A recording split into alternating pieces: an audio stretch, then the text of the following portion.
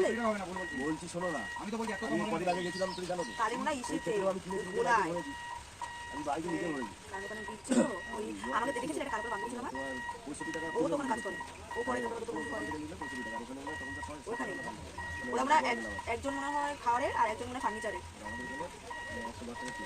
মনে মনে ভাবি ওরকম সবাই করতে পারে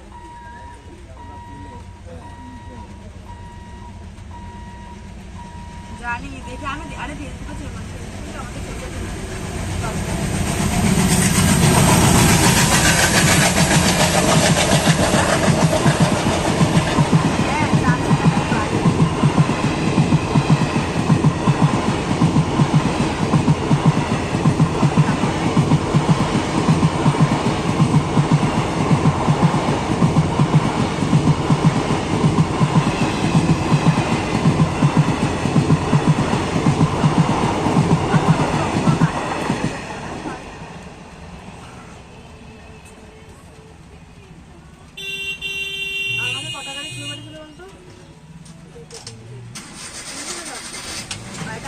আমাকে